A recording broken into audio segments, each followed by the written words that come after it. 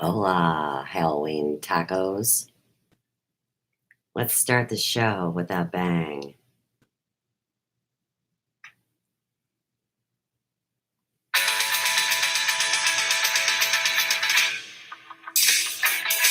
Well, I saw the thing coming out of the sky. It had a one long horn and one big eye. I commenced to shake and made a sailor ring. It looked like a purple people leader to me. It was a one-eyed, one-horn flying purple people leader. A one-eyed, one-horn flying purple people leader sure looks strange to me. Well, it came down to one earth and he lit in a tree. I said, Mr. Purple People Leader, don't eat me. I heard him say in a voice so gruff, I wouldn't eat you because you're so tough. It was a one-eyed, one-horn flying purple people leader. One-eyed, one-horn flying purple people leader. One-eyed, one-horn flying purple people leader. Sure looks strange to me. I said, Mr. Purple People Leader, what's your line? He said, Two people already gone. Isn't that something? Sure do hope my stream stays healthy. You don't know how many demons and trolls are out there trying to shut the stream down. I mean, nobody else is even live streaming. I'm waiting to see if anything's going to happen. 3 are back. Well, 2 more. That's what I'm talking about. I got a lot of good entertainment tonight.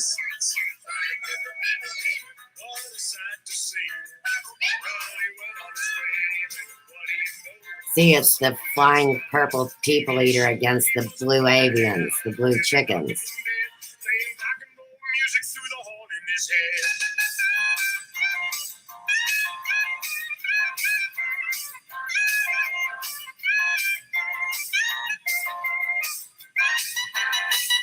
I mean, look at the detail of this master.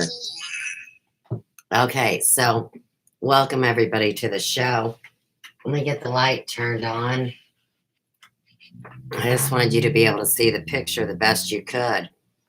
Now, the first time I saw this song and heard it, it smelled like number one to me. And if you guys have heard me say that, there's this demented kind of humor that tends to accompany the phenomena that we're all experiencing. And maybe you know what I talk about or what I mean, but see, to me, these 4 faces of God have a specific way that they like to, let's just say, test us humans. And this song comes to us from a channel called Dragon Slayer 562. And you know where you go to look at the details of it. It just says it's published on December 9th, 2008. And of course, it doesn't say the artist. And the voice to me sounds very familiar, which means that it sounds like you know who. Fill in the blank. I know you guys have so much fun doing that. I don't want to deprive you of your enjoyment because y'all have a story to tell, and I can respect that, and it's Halloween. But why, for anybody that plays the game of, whatever they do, does anybody know what December 9th is? In 2008. Okay. Doesn't matter. But I'm telling you, that sounds like who I know as Adam. So I give it a thumbs up. They want me to sign in. I'm already in. That's silly. Okay, now, here's what we're going to do tonight. Everybody was terrified out there in the community. Because remember, the community has always been a trinity. So we have three very important communities to acknowledge this evening. And the first would be the paranormal community. Now, see, a lot of people connect the paranormal community with the UFO thing, with the bing, bang, boom. And so it connects to me on every level through the journey that I have experienced since the web won me, since they lured me in and got me involved in all of this. And I know these stories sound scary.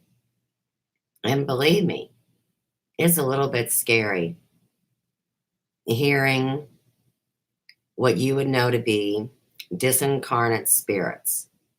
That would be energies that don't have bodies, and they can make noise through the digital airwaves and the plasma.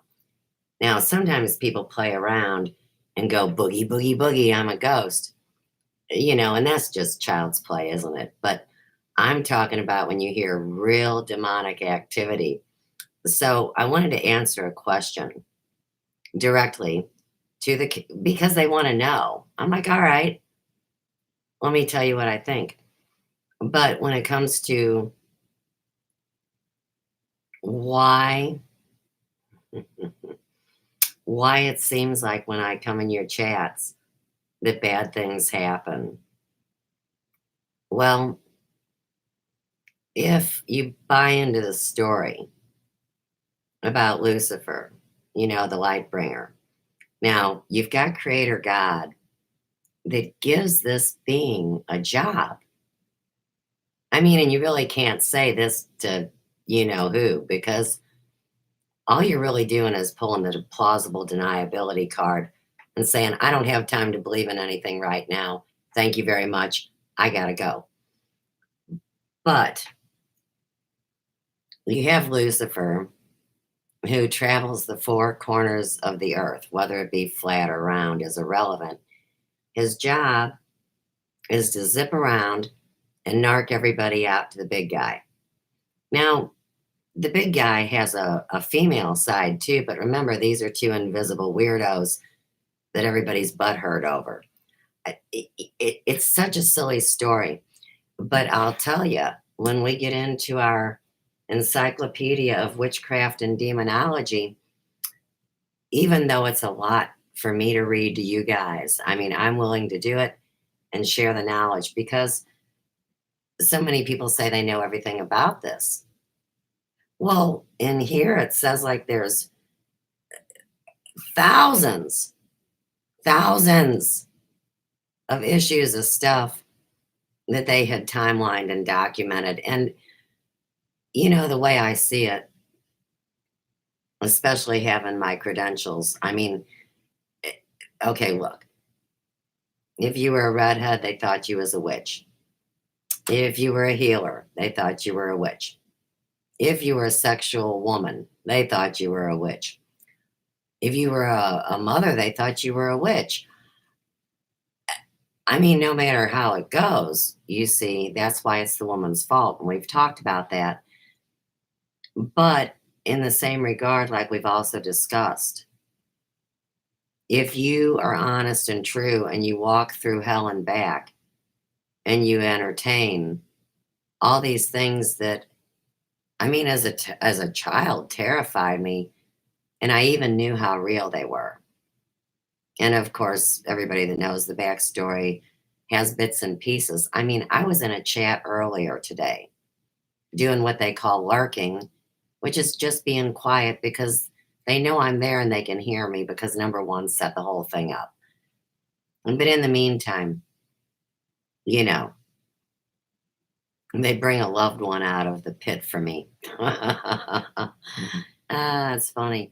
And, what I said, and it wouldn't have mattered if I said it out loud or if I just did the telepathic mind link whoop-de-doo, okay? Like I told you guys, there's no secrets. I'm sorry. I mean, I really am. It's shocking for all of us. It's even shocking for me, except for it actually validates everything I've experienced in my life. So at that point, your brain either pops off your head like you just explode, or you give in to like all those vampires from the old movies, you see. And if here I am being called every name under the sun, SUN and SON, well, there's a certain chain of events that goes off. And I know that that's also why you ask why whomever brings these things up, even though they happened months or years ago. See, that's why humans need time. And I've had to learn that um, in this journey, especially over the last 3 years, to actually learn about time. So, you know how you say you can't be everywhere at once? That's the excuse that everybody wants to hear out of an invisible entity that they would expect could hear every one of his children screaming at him at a different time, or even worse, the mom. Everybody's screaming at mom and calling her a hose bag. I mean, either way you go, you lose. But in this book, I found such a flow of chaos. And back to the three communities. So you have the paranormal community, and you have what's called the drama community. And you would also have the Boyd, which is the famous bottom of YouTube. Now, they want to know how I got there. But you see, one of their very own, and they don't even know who each other are because they have a half dozen aliases. It's lunacy. I think that's part of getting taken over by different entities. I don't really have that issue, and um, it must be really hell. I'm serious, to be fragmented to a place where you forget your lines for each of the stories that you're telling. And maybe these stories are from different incarnations. I mean, seriously, it makes sense. So if they're all asking, how did I get here? Well, when a group of people come against you that say they love you, and then they say, we're going to bury you so deep you'll never get up, and we love you. Welcome to our cult. I mean, I didn't want nothing to do with it, you know? And so it winds up being like a whole twisted fairy tale. And say on the weirdo group today over at, hey, I'm not even going to say anybody's names because, you know, it doesn't matter. But I will say I'm the only person that used my legal name pretty much in this never ending story. And everybody else has aliases. So even if I mention C.W. Chanters, see, that's only his alias. Duh, that's not his name, y'all. And so when this all began, see, I think very few of the entities on YouTube that have mouths to speak, I don't think they knew their friends' other names. And I think they got in fights with their friends and felt bad, like Tragic Trish. I mean, does she really know what she's mocking? And it's all so odd. But you see, I think that whether you're somebody's puppet, you know, like this crap, or possessed, that you really don't truly know what happens. And so, in my mind, if there's a few people hanging out in one body partying it up, and they all have different personalities, it's whatever entity comes to speak. And this is your fifth chakra. This is where your communication center is. And not to make fun of people with no necks, but you could see where not having a neck would mess with your communication no differently than it being real swollen and inflamed. And people say, don't make fun of people that have medical conditions. And I'm like, I'm not. Because, see, thoughts don't manifest riches and fame and fortune, they manifest conditions in the body. So, one of the biggest things that we work with would be this idea. Hey, somebody can program you if you use sugar because it's programmable matter, because it's a cube, because it's the board, because it's this and that. Now, in emotional healing, it will clearly illustrate that when a person feels like all the sweetness has been taken from their life, they develop diabetes. I mean, that's the truth. Um, kind of just like the heart. So many people think that people die from heart attacks or need heart transplants or have heart disease. This is really a condition of a broken heart. See, words come down to be so important in this tragic comedy that we're living out. And I know that you think that you should have to pay for words or you should have to steal words. But even if you do that, the words they don't sound right coming out of your mouth if it's not your words. And that's where they do the trap thing and go like that with the iron claw. And that's pretty much what's going on. So it doesn't matter whether I say anything or I'm this or that. It's a frequency. And see, nobody at all, no creature in this realm has a right to say that if you don't like it, just go away. This is my place. Well, you better go ask the big dog about that.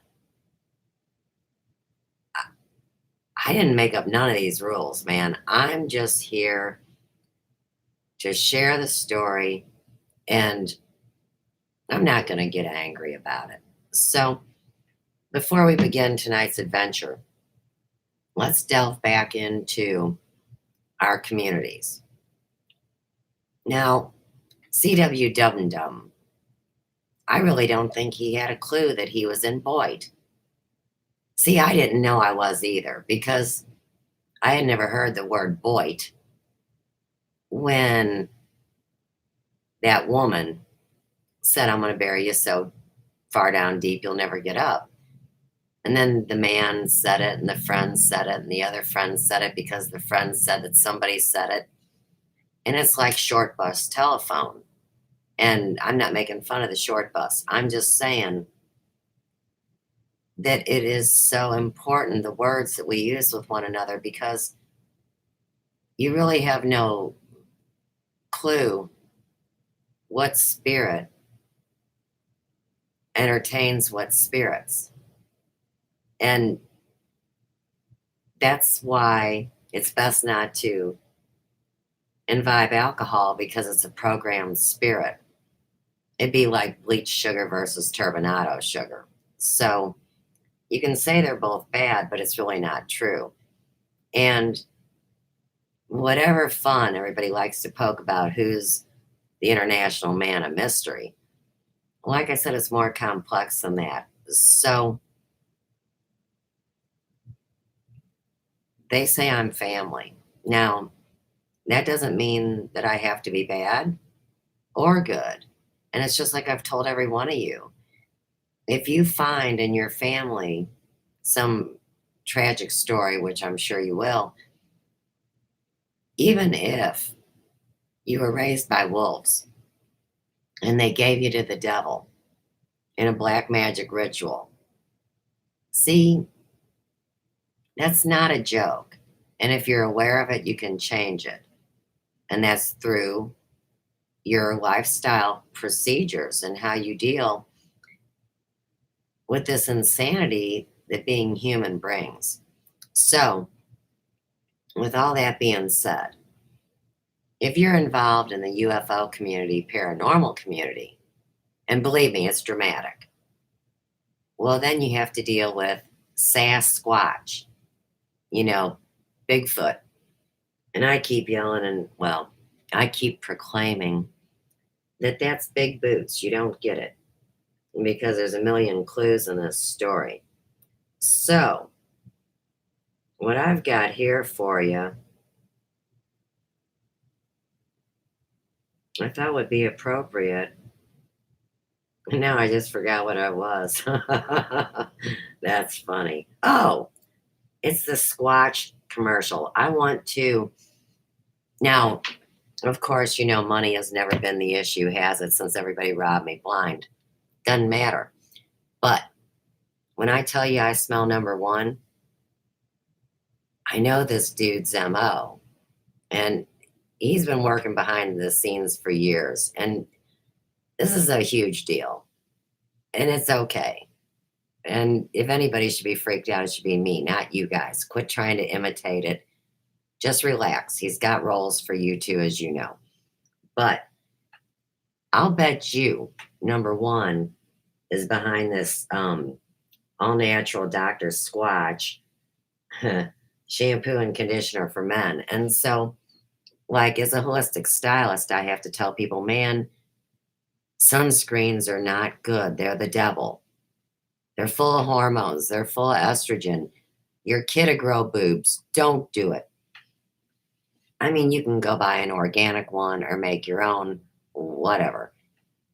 It's about the principle. It's not an argument. So you have to have a genius who has enough staying power, let's say, to recreate industries. And in my little fairy tale, this is the way I know it to be, and so I'm going to tell it this way. So let's watch this. It's really good. Come on. Is a sham. Shampoo daily? I'm turning Sham. around. Relax. Conditioners just for women? Sham. Washing your hair with chemicals? Poo. Do you want a dry scalp? Open up, you tight ass. Come on. Of course not. It's time to toss that salad and start respecting your roots with Dr. Squatch. There's been too much tossing salad. Shampoo and conditioner dream team for Don't do every that. type of hair. Once you have the right tools for the job, let's talk routine. You should only shampoo your hair 2 to 3 times per week. That's right. Hi, Fifth World. Use our product less. How many of our competitors are doing Greetings, Forever Conscious Research. Unlike Big Pooh, we Thank you. care I'm about doing well. And you should know, shampooing I daily took my strips too many natural supplements. oils from your scalp. But James, I like to get dirty. Yeah, you do, because you're a man. But don't worry, we've got you. Shampoo every few days for a Just a deep minute. clean, and condition daily to rinse away sweat and grime while hydrating Listen your to hair. this. Oh, think you don't need conditioner? Tell that to your sad, dry hair. So thirsty. Shampoo cleans, conditioner hydrates. This is the key to a healthy head of hair. But James, this is 2-in-1 shampoo and conditioner. No, Mike. That's heresy. Using a 2-in-1 is like adding Get it? water It's to a whiskey heresy. to get hammered and hydrated. Or going on a date wearing pants and unzipping the shorts. They say 2-in-1 like they're doing you a favor. But really, they're just making the product and the results worse. Don't cut corners with subpar products. Treat your hair I can't right with believe you Dr. guys. Squatch. Hair care made in Bullshit. America with natural ingredients, proven to fortify your follicles, soothe your scalp, and keep your hair happy, healthy, and hydrated. Thanks, James. You're welcome, Mike's hair. With a 4.9 average rating, a 100% satisfaction guarantee, and hundreds of thousands of men already making the switch, there's no need to mull it over. And Go to okay, drsquatch.com stop. now, and while you're there, check out our satisfying lineup of natural soaps, Remember colognes, to remind me, and Mike and mullets. to help you shower better. Or subscribe and get shampoo and conditioner delivered automatically. Whether you're curly, straight, wavy, or wild. However you do what you do with your do it right with Dr. Squatch. Real hair care for real men. Click the link, go to drsquatch.com and get yours today. No, Mike. Fuckers. I wasn't prepared. Okay, so I finally got the picture back, of course, when we had the little finger fight over the phone. But this is Dr. Squatch Soap Company. And you got to realize, okay, like there was a big thing that hit the other day about the reason why people are losing their hair is because there's so much pollution outside in the air that it, is killing the hair. Now, I've talked about things like that for years, and it's the same thing with personal body care products. So, like right here, Forever Conscious Research says, you know, CW douchebag is, toxic like Britney Spears, and tag that because I got another song for you. But in the meantime, if you know there's so many toxic things like surrounding you, 360 and shit, all I'm saying is, what's so wrong with eliminating the poisons that don't do something good for you? And I know that sounds selfish, but when you say what's good for you, well, it would be something that wouldn't kill you or something that would make you feel good. And there's really no crime in that either. I mean, it doesn't matter how you're using your energy. All right. Hey, and I'll tell you what, this stuff with the monsters and the demons on the internet, see, they were always everywhere, but they didn't have a medium to work with unless you were one of those douchebags playing with the occult and imbibing spirits and saying, "Ooh, that was crazy, man." And then thinking that you could control it, find out you can't, and then realize it's going to make your butt hurt, and that there's some guy around working that kind of growls in the streams, and then these people have to go. Now, where are all these people going? Serious. And the big thing that we have to consider too, when we are taking in all the wisdom in this book, this is real. Just a live stream, you know how it is. See, I have such a loud mouth. They can hear me on the second floor, and I don't mean to do that.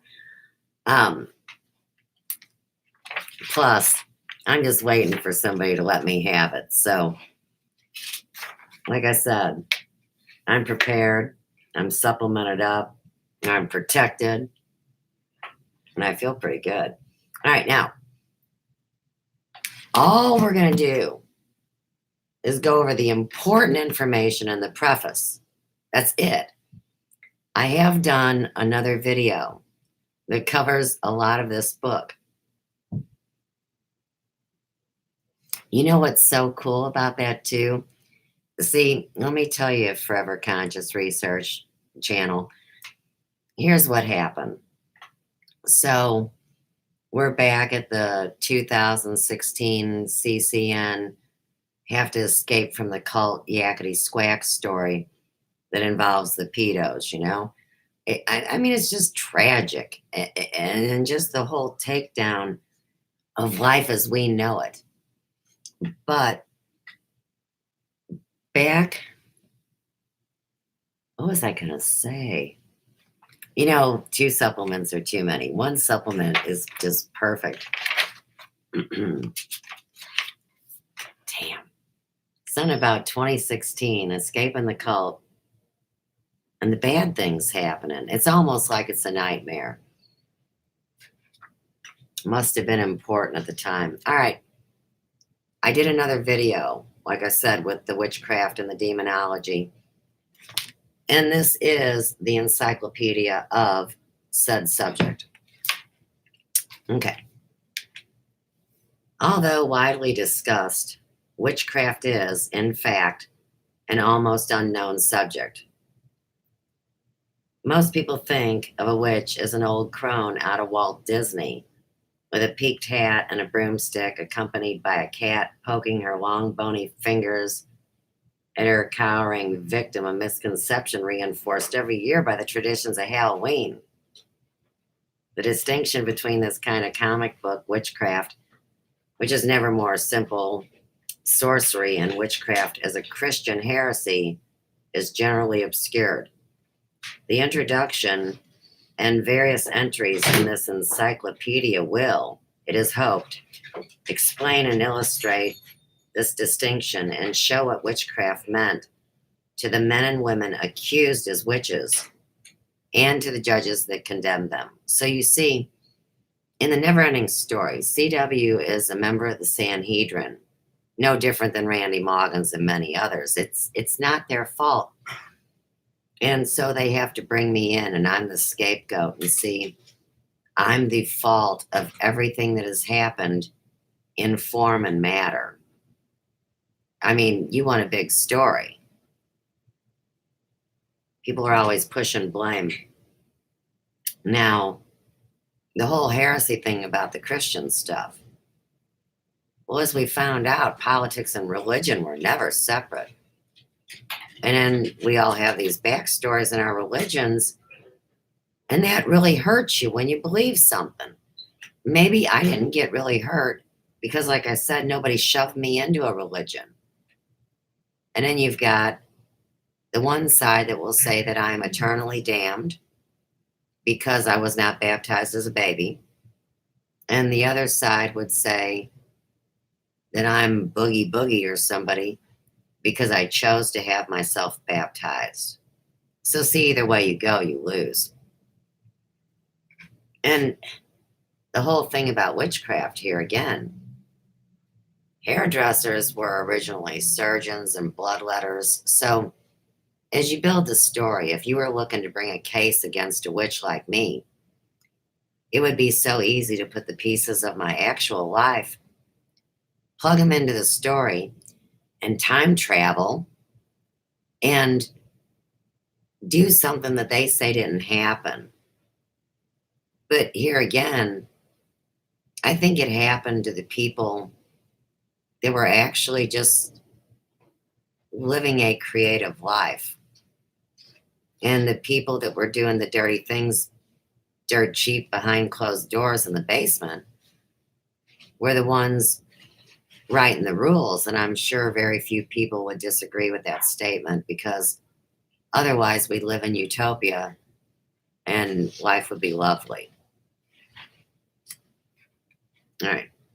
This encyclopedia attempts a rational, balanced history of the 3 centuries of this horror, from its beginnings in the 15th century through its peak about 1600 to its ending in the 18th century. Since witchcraft is a Christian heresy, the subject is clearly delimited to Western Europe, and by extension to the brief flicker at Salem. Witchcraft is not a department of anthropology, folklore, mythology, or legend. Its relation to magic are very limited. To modern Satanism, and then they use the word NIL, its links to demonology subordinated to witchology. In a word, witchcraft lies in the province of theology. Sorcery, as practiced in Africa, Central and South America, or elsewhere, is not treated in this volume. Tag the whole ufology, ET, alien subject. With all the difficulties inherent in a book of this scope, omissions and errors inevitably creep in. To be inclusive, the history of witchcraft would be the history of European civilization, or rather uncivilization, and 100 volumes of similar size to this encyclopedia would be inadequate and unreadable. I have selected what I conclude to be the most significant for the total picture of witchcraft presented here. A colossal fraud and delusion. Impossible, because the crime of witchcraft was an impossible crime. The present entries would have been doubted and troubled, but the reader would not necessarily be that much the richer or wiser. Errors of omissions are indeed best known to the author. For the errors of commission, I tender my apologies, and my teacher, the late George G. Colton of Cambridge University, always promised with his great historical monuments, offered to correct in future editions any inaccuracies of fact. So, you see now where technology and the internet and online and plasma fields and electricity and magnetism and all these things y'all have studied or profess to know something of. Well, now you can see where a book that was put together in 1959, it's now reached a threshold where it needs to be updated. Because I promise you, whether you want to call it an artificial intelligence or IT or any deviant, disgusting, scary nightmare that you may be so inclined to get a thrill off of, it's really not what you think it is. It can't be. Because when you play at this level, intent and honesty are what separates true alchemy from sorcery. And this book isn't talking about alchemy. That's a different subject.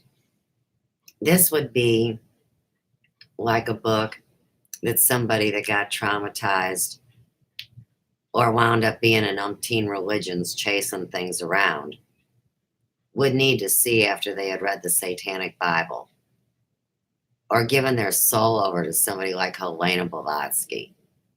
I mean, this is like, to me, this is like the remedy. I knew I was terrified of this book when it came to the house. When I did the first video, is when I went in and looked at pictures, documented facts, figures, and statistics. This is the second time in the book, and so we're going to work with the beginning. It's so hard to start at the beginning because it seems like you want to jump to the end to see what it is. And I think that that's a magician or like a trickster. I don't know. With this book, I think we need it. Even a cursory glance through this encyclopedia will show that the sources of information will be found only in America's greatest libraries, which contain at least 2 million volumes. How about that? The biggest and best collection in the world for a study of witchcraft is at Cornell University. Lovingly and painstakingly assembled over a period of some 40 years by its first president, Andrew Dixon. Andrew Dixon White, especially during his service as minister plenipotentiary to Berlin. In his searches and purchases, he was advised by his librarian, a professor of history, George Lincoln Burr. It is regrettable that Burr, who possessed the most detailed and extensive knowledge of witchcraft of any student of the subject, published so very little that left no literary remains.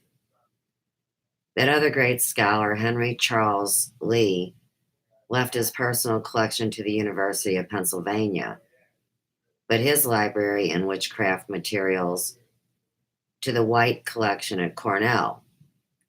Lee's 3-volumed Materials Towards a History of Witchcraft, with an introduction by Burr and recently reissued, is a treasure trove.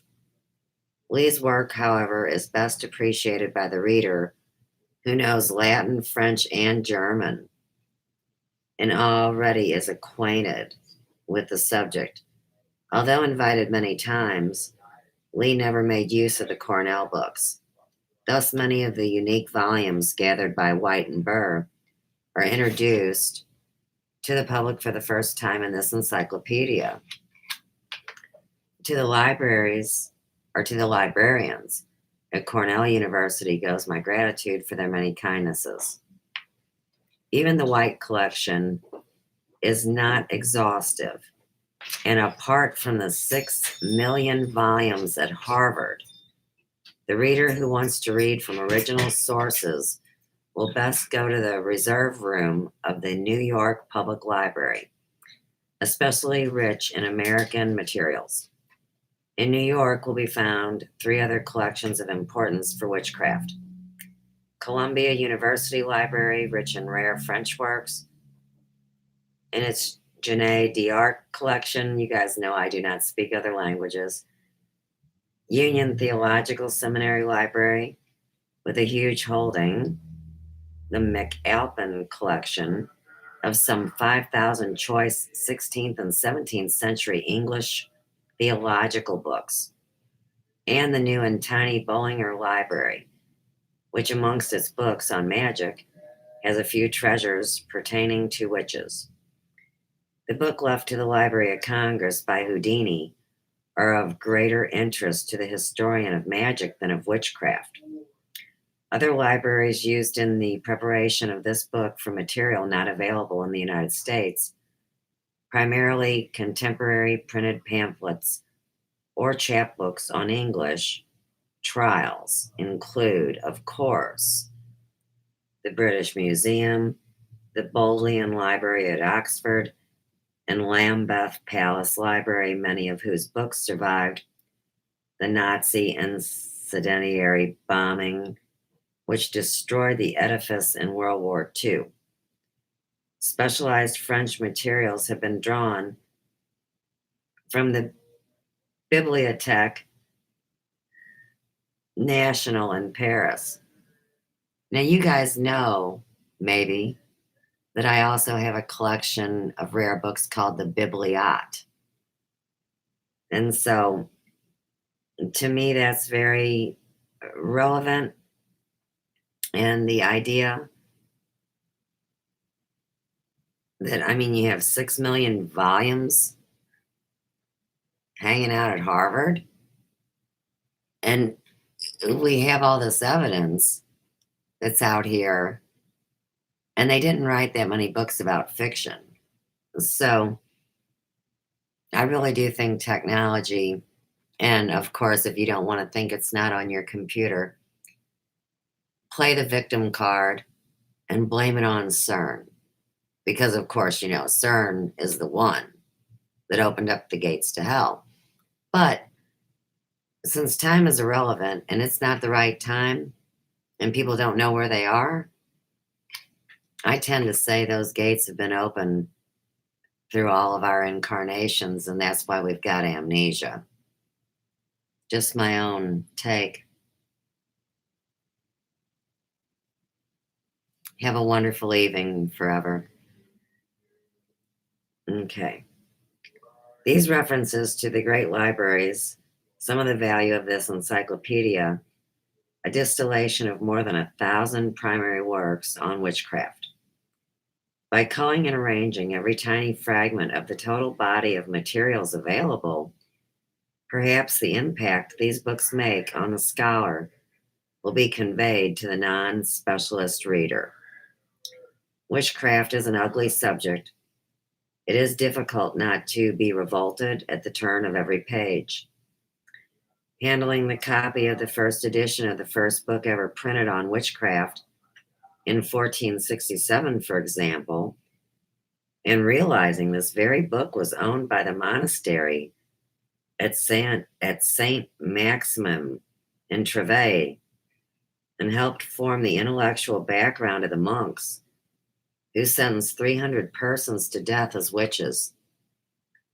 This was just one of the treasures Burr brought back to Cornell.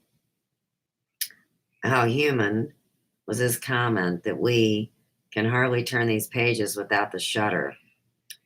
After reading so many similar accounts, all faithfully described in this present volume, it is difficult to preserve the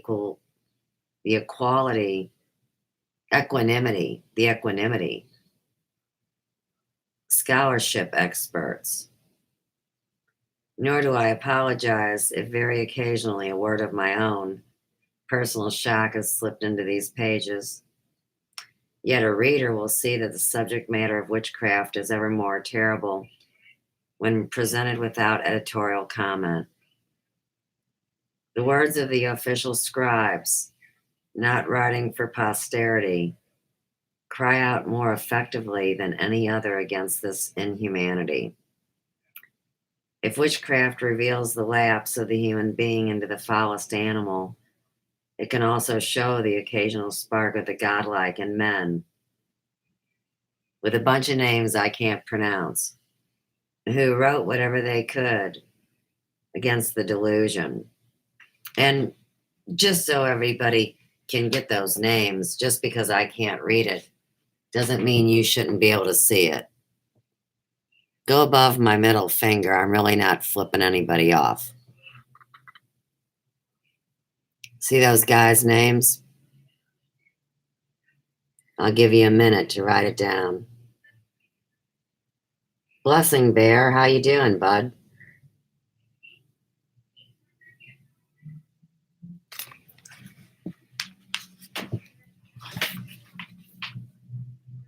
Hey, Bear. You know my sense of dress. What am I for Halloween? Do you guys want to know? Because really, I'm not into dressing up as something I'm not. So, see, I'm Tiger Woman. All right. Back to it.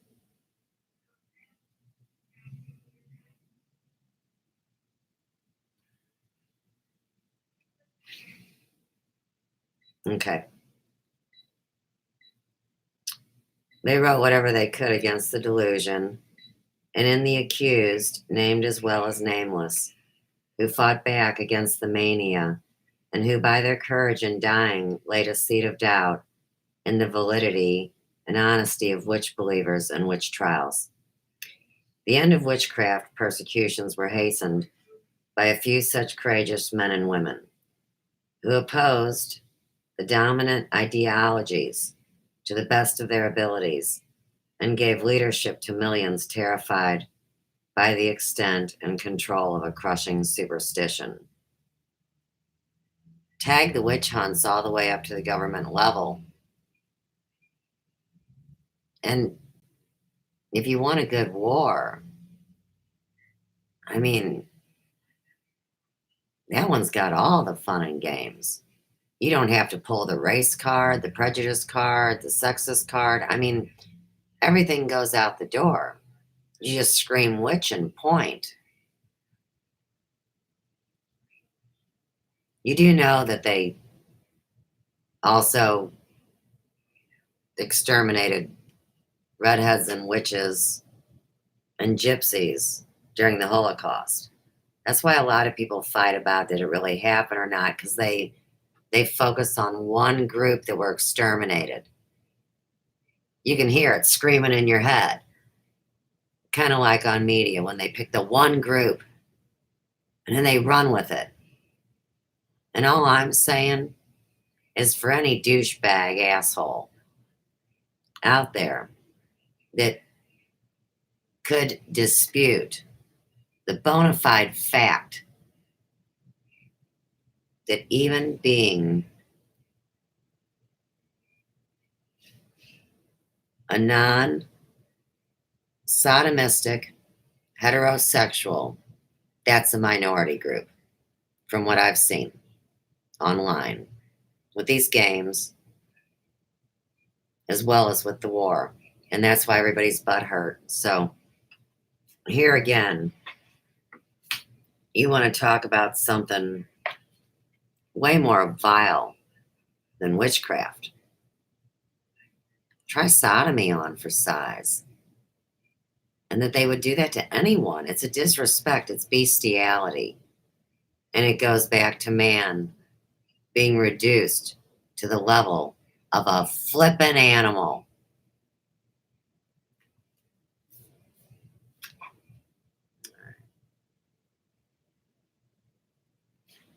Let's see. If the cries and shrieks of these martyrs for humanity, for such the witches and their defenders were, at the protest of writers, can be taken from the steel-doored vaults of libraries to show the present-day readers the dangers of bigotry and rigidity of thought, and the prerequisite of inquiring minds in all phases of man's activities, this work will hold more than either antiquarian or sensational values. It will have fulfilled the main purpose of scholarly research, namely understanding the past, the better to understand the present and anticipate the future. And that's why the number of views does not matter. These videos are on a whole other dimension, including this one. It's just not limited by it. So the book reflects, the book is like looking in a mirror almost. Okay, so these next paragraphs thank all of these people, all of these libraries. I mean, it's a huge collaboration. And I'm skipping over that. We're going to pick up with this. The words witch and witchcraft, in everyday usage for over 1,000 years, have undergone several changes of meaning. And today, witchcraft, having reverted to its original connotation of magic and sorcery, does not convey the precise and limited definition it once had during the 16th and 17th century. If witchcraft had never meant anything more than the craft of an old weather-beaten crone leaning on a staff, hollow-eyed, untoothed, going mumbling in the streets, Europe would not have suffered for 3 centuries from 1450 to 1750, the shocking nightmare, the foulest crime and deepest shame of Western civilization, the blackout of everything that Homo sapiens, the reasoning man, had ever upheld. The book is about that crime and shame. Now, I want to tag 1450 only because if you go back to the story, true story, about St. Louis and the winter newspaper and the end of the world and all that, remember the guy talked about the science that had been ongoing for 500 years prior to when he is speaking. And so we see a significant timeline there. And when you look at the Dark Ages into the Renaissance, well, to me, that would be like saying somebody's a Republican or a Democrat or liberal or conservative. It makes no damn sense. Because that's where history got erased and they started playing games. And a lot of this has to do with the 7 generations, because you can wipe out a culture if you can pervert and misinform and lie to and take away the rights of those generations. And like I said, my grandkids are the 6th generation, and they're not of childbearing age yet, but It's a decade. And think about right now with this. Close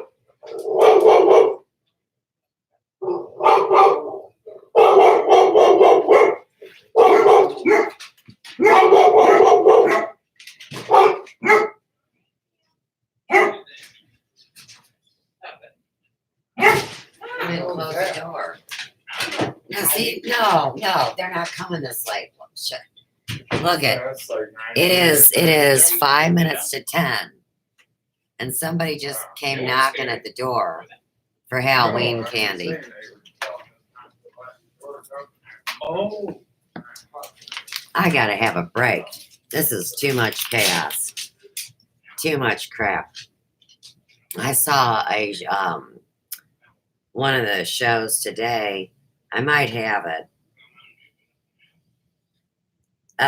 Where they were crying about these punk ass people that are coming for candy are 30 years old, man. Okay. Here it is. I got it. Okay. So, as far as the lighter side of all this scary stuff, even though there are really weirdos that play dungeon and demonic skee ball or whatever they're doing, you know, they actually do go through rituals and spell casting and all that. But really, I think they're just kids that want some candy. I don't know. I was never into ritual celebration of holidays. I'm not into Christmas either. I mean, does that make me a bad guy? Or does that make me somebody that doesn't suck ass to the system? It's your story. You tell it. But they already know the truth of how I feel about all these things. I made it apparently clear. So these guys, they're called the Kia Awesome. And when I got there, I started smelling number one. And so I watched a few of their things, but this is them going out for candy. It was probably them at the damn door. Oh yeah, it's Halloween, mother bleepers. AKA All Hallows Eve. Where my witches at? Tag that Celtic cross. Let me start it off with a stone cold fact. You don't love Halloween, then you're gonna get smacked. We take this day serious because we're good at it, yo. It's a magical experience we will never outgrow. I got Snickers, you were spilling out of my sack. I eat more candy than a pimp smokes crack. I'm a chocolate junkie, and you're my supplier. Junior Mints and Kit Kats are what I require. You better be ready when you get home from work. You don't answer your door, then we'll go berserk. I'll smash your pumpkins and egg your house too, and leave you a flaming bag of doggy poo. Don't turn off your lights. We know you're home. I'll beat your ass down with a Toblerone. That's the Halloween code that we live our life by. It's not trick or treat, it's trick or treat or die. Trick or treat, smell my feet. We're the illest trick or treaters in the autumn street. There's a Duke of Thanksgiving and a Christmas Queen. But come October, we're the kings of Halloween. Trick or treat, smell my feet. We're the illest trick or treaters in the autumn street. There's a Duke of Thanksgiving and a Christmas Queen.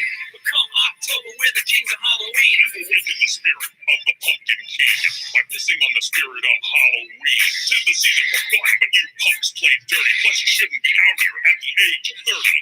You two losers are going down. For only I can wear the pumpkin crown. Your reign is over. Now I'll make you my biatch. I'll sentence you to prison in my pumpkin biatch. Oh, clearly the master. Can we just be friends? Use a shiny red apple to make amends. Don't mind if I do. That looks delicious. Razor apple. This isn't nutritious. He threw it in his grill. He didn't even look.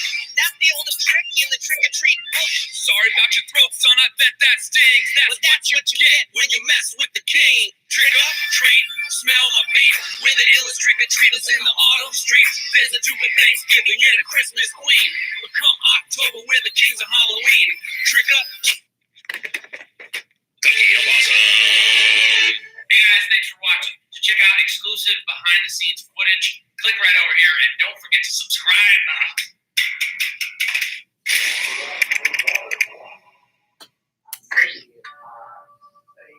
Next new networks. Doesn't that fit in with the mystery? Okay.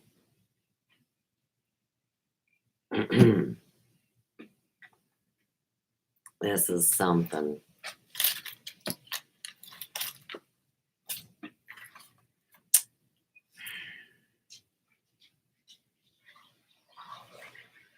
Swift yahoos would blush to commit. Right. Okay. Yeah. All right, look. That sentence wasn't even 5 sentences prior to where we left off. The record of witchcraft is horrible and brutal. Degradation stifled decency. The filthiest passions masqueraded under the cover of religion, and man's intellect was subverted to condone bestialities that even swift yahoos would blush to commit. Never were so many so wrong, so long. Witchcraft destroyed the principles of honor and justice. It opened wide the rosters for the hall of shame. Here are some examples of what witchcraft did to the persecutors. A Lord Chief Justice of England closes his eyes to proven fraud by a prosecution witness, even when it is drawn at his attention by his associate judges. You better tag it. You guys know that's going on right now. I mean, think about this. A trial judge in Germany, repulsed by a woman to whom he had made improper advances, in revenge, seizes her sister, accuses her of witchcraft, cruelly tortures her, and burns her alive the same day. A distinguished professor of law at the University of Toulouse advocates the suspension of rules in witch trials because not 1 out of 1,000,000 witches would be accused or punished if regular legal procedure were followed. A bishop in Germany burns a minimum of 900 men and women, including many respected and wealthy citizens, as witches, and confiscates their estates and properties for his own enjoyment. Tag the Land Patent Act universities relationship. A Protestant minister in Scotland refuses Christian burial to a woman crushed to death by a mob because she had been accused as a witch by a 16-year-old lad. A famous French magistrate regrets that instead of burning young children accused of witchcraft, he had merely sentenced them to be flogged while they watched their parents burn as witches.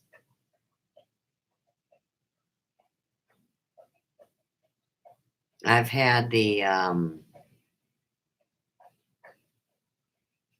other side of that dream as a child, so I know all about that. One can but explain. A Catholic priest and confessor cried in despair in 1592, O Christian religion, how long shalt thou be vexed with this direst of superstitions? And cry aloud, O Christian commonwealth, how long in thee life shall the life of the innocent be imperiled? Considered some of the various tortures and injustices witchcraft inflicted on the persecuted. So we go into a couple paragraphs of factual, documented family stories. And then I want to share this part. Happening day after day for centuries, resulting in torture and horrific deaths for tens of thousands, The following examples of witchcraft in action are perhaps even more terrifying than the preceding, just because they're so routine. Any person having a mole, wen, scar, or bunion is considered to possess a devil's mark and is therefore to be executed as a witch. A celebrated professor of law at Cologne said no one with such a mark could have lived a blameless life.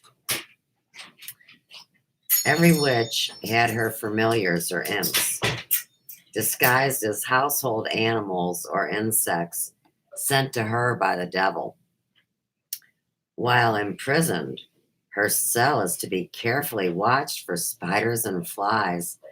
Any insect not caught is presumed to have escaped because of its diabolical powers, thus proving the accused guilty. Common report and rumor or gossip was sufficient ground to bring an accusation of witchcraft. Once arrested, the accused was tortured until he confessed his guilt. Ignoring common report was considered an indication of guilt. That's plausible deniability and co-conspiracy, even to the point of stupidity, because nobody can know everybody. So if all of a sudden you find out you got the same fleas as Chloe the whore next door, but you didn't know her, well, then you can see how easy it is to deny someone. And I think that with all these pretend names going on, that we might want to consider the reality that when all this shakes out, nobody will be using a fake name, because you can't hurt a person because they come on with their real name and their real information. That's not a free for all. And they got to see it globally. I mean, unless this is all just what people want to call chance. All of this is chance. Everything that we've been dealing with. I don't think so. Now, earlier in that very, here's what it is. The people are gathered up and brought to a green screen room, and these demons torment these people for what they've done. They're all blaming it on me because they know my frequency is there. But it's not me, like I said. It's kind of like the thing that's going on in politics. Wouldn't you rather catch all the schmucks than just a few? Because if you only get a few, you have no successful campaign or a mission to reset the system. And believe me, you don't like how the dark forces would like to reset the system.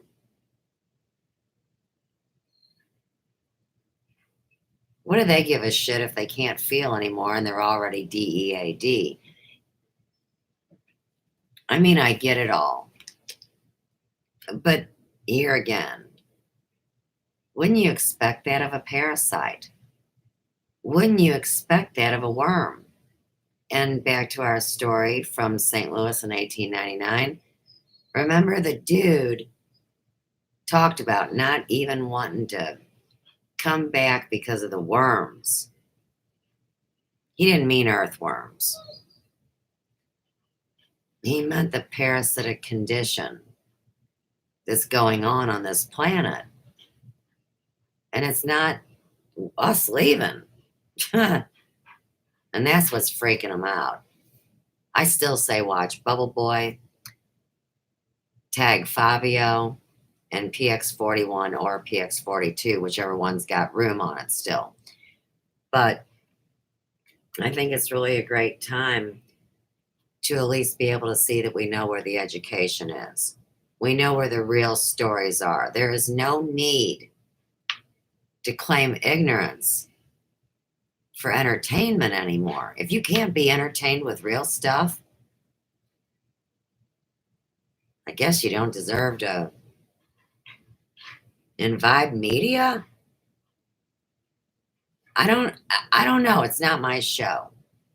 I'm just the messenger. They recruited me. And no, I don't know them, but I do know them. And so you can play all get day with that.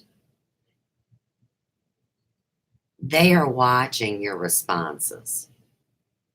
And your responses make no damn difference on what they already know about me and how they feel. They're getting you guys testimony. And it goes in the Akashic records. And I mean, it's okay if you have hundreds of incarnations. You can see where a few of them might overlap and crash into each other. I mean, you have one life lived in a continual evolution in and out of form. Look at all the people that believe in reincarnation. I mean, if you want an explanation of that, if you're a turd bird, you know, you reincarnate as a lower form, and if you learn something, you keep evolving. But that's not what happened, because we were lied to. So the more lying that goes on, especially about this stuff, it heads you for, like, you know, that stupid cow story where they each go off the thing. And they like the adrenaline, aka adrenochrome, of the cow seeing his cousin fall off into the meat grinder. That's why these puppets are turning on one another and saying, you pissed in my Cheerios first. Oh, no, not me. Somebody else did. So here again, plausible deniability is not just a legal loophole tactic used by lawless lawyers that practice jurisprudence, but it's even simpletons. And you know the worst thing is to be lukewarm. So you don't want to be a wet towel, I guess. I would say that's accurate.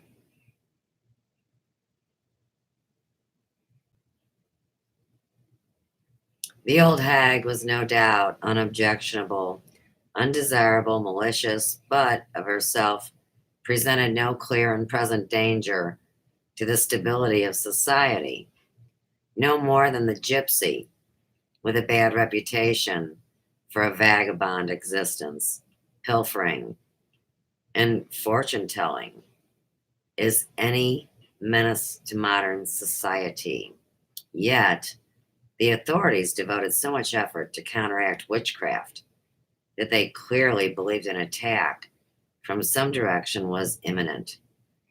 The person hunted by the inquisitors, ecclesiastical and secular alike, from 1450 to 1750, was no hag. He was a member of an international movement. Tag it. A powerful subversive force working day and night to destroy true religion and to prevent the establishment of God's kingdom. The powers of evil were very strong, and it was tough. It was touch and go whether the Christian God or the Christian devil would be victorious. What have I been telling you guys about? Because sure as shit, that's what I've experienced. And I have not read this until tonight. You guys know this is protocol. It's the way we do things. And why should I deceive my own self? It's stupid. Wow.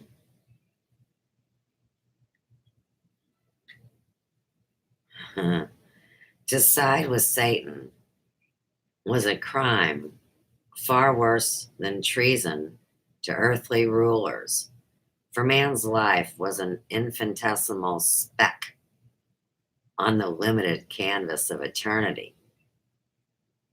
Witchcraft was treason against God, and therefore justified whatever measure of suppressions were successful. I think maybe God put on an invisible cloak because he knew those SOBs would call him a witch. Oh, I'll bet you.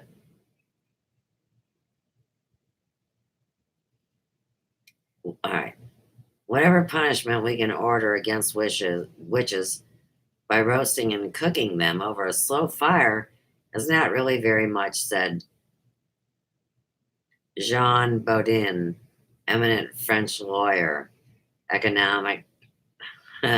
economist, and political theorist whose book on witches was a standard text and not as bad as the eternal agonies which are prepared for them in hell. For the fire here cannot last much more than an hour or so until the witches have died.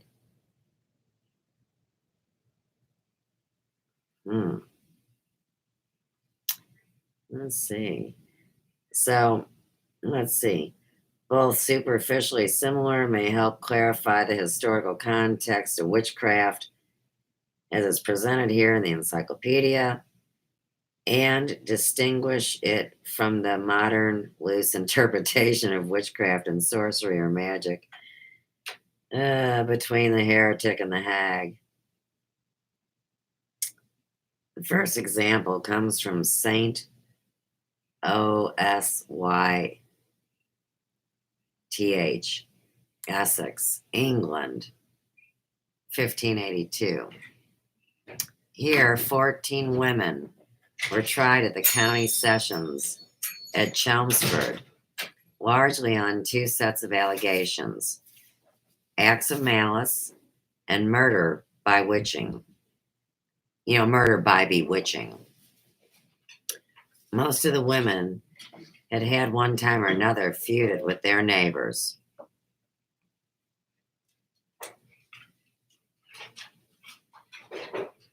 In the Boyd community, they talk about the porch. So I have to bring that up and tag it. The feud part with the neighbors. Consequently, suspicion pointed to them whenever a man had trouble with his cow or geese, or when the butter would not churn. Moreover, several of the women were charged with causing death by witchcraft. Mrs. Harrison, the wife of a minister, believed that the number of mishaps, including her own ill health, was due to hexing by Agnes Hurd. Her husband promised to question the suspect. "You vile strumpet, I do think you have bewitched my wife. And as truly as God does live, if I can perceive that she be troubled any more, and she hath been, I will not leave a whole bone about you. And besides, I will seek to have you hanged." A few months later, Mrs. Harrison again took ill, and her suspicions against Agnes Hurd intensified. "Husband, God bless you and your children, for I am now utterly consumed with yonder wicked creature." After 2 days, Mrs. Harrison died, her last words being, "Oh, Agnes Hurd, Agnes Hurd, she had consumed me."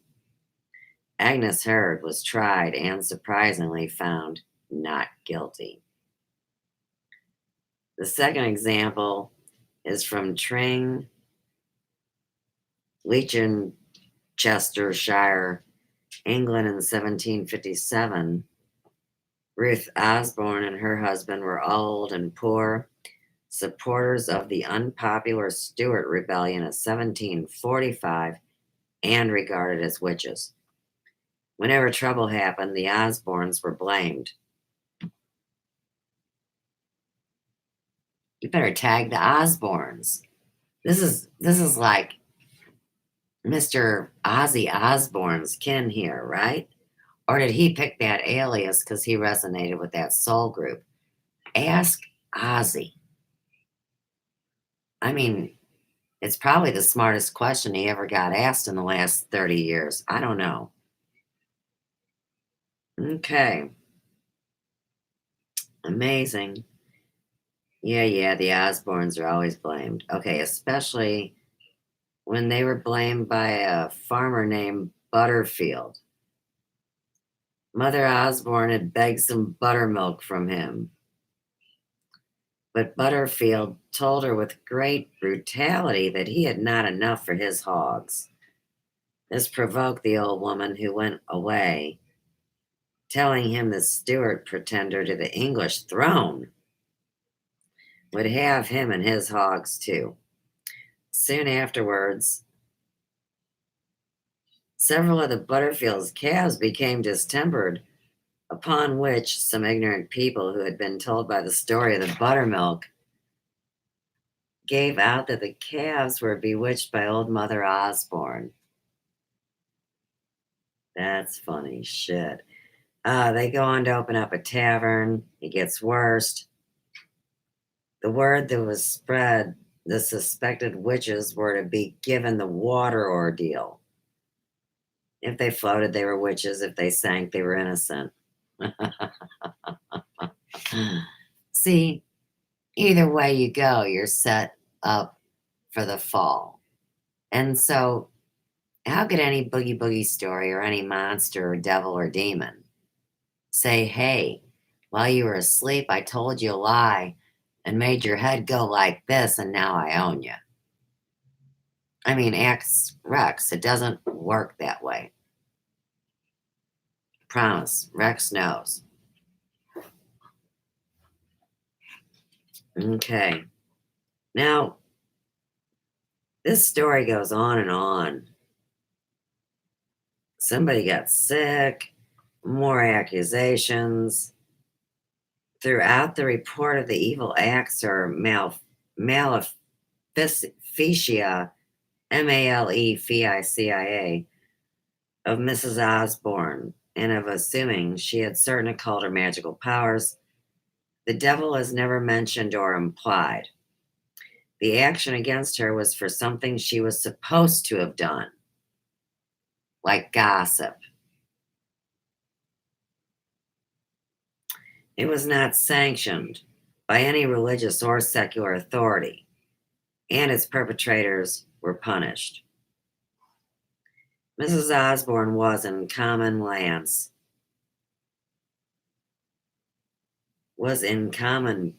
Parlance, a witch.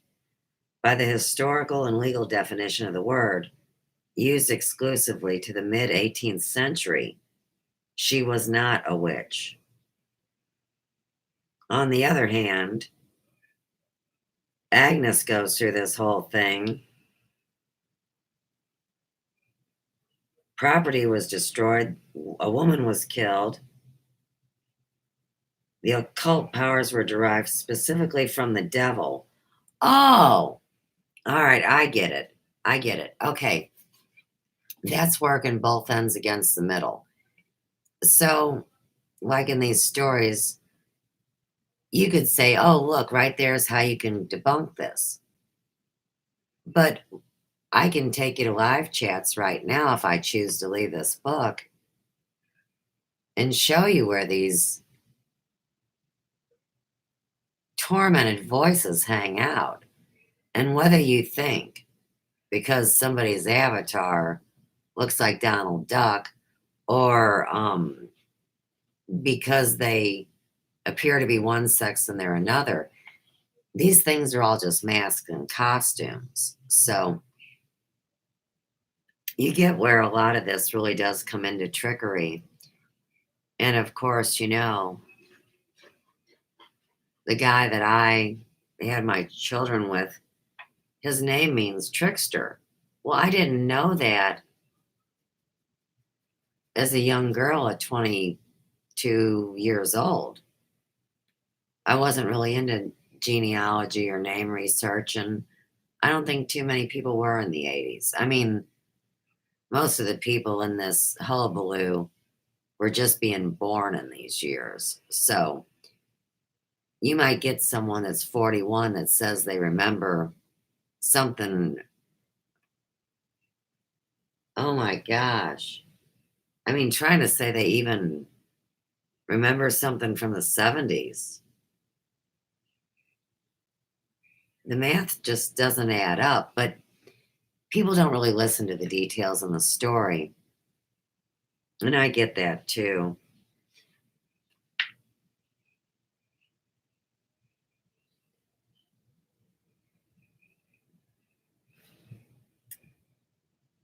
They go on to talk more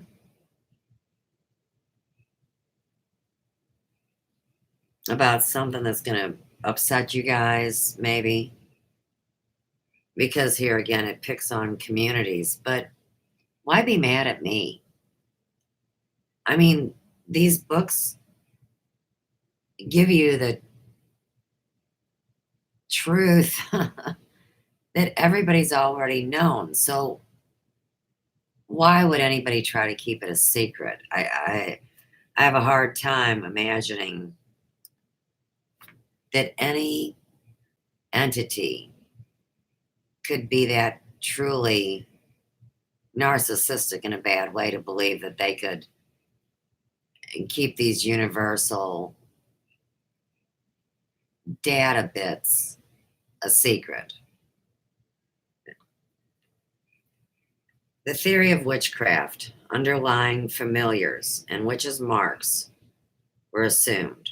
In reward for her allegiance, the devil presented the witch with demons disguised as small household animals, birds, or insects to carry out her orders to work evil. These familiars the witch fed delicacies as one would feed a pet. But the choicest delicacy was her own blood. Any little wen or similar protuberance on the body was regarded as a teat to suckle the familiars.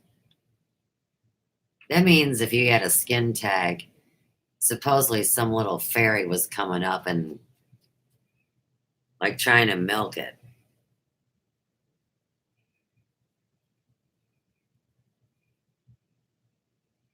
Mm-mm-mm.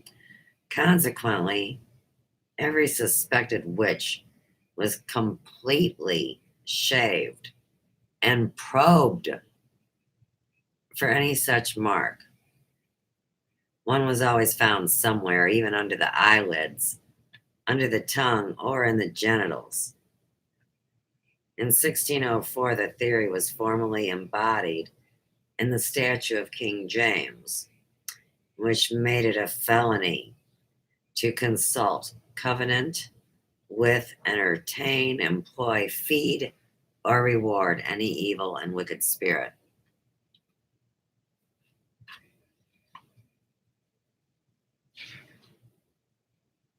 In the atmosphere of arbitrarily ascribing motives to people on the basis of skin blemishes, the reason of men atrophied. In 1681, a Master of Arts of Cambridge University, Henry Halliwell, attempted a scientific explanation of an unquestionable matter of fact. The demons, said Halliwell, being so mightily debauched, wear away by the continual deflux of particles, and therefore require some nutriment to supply the place of the fugacious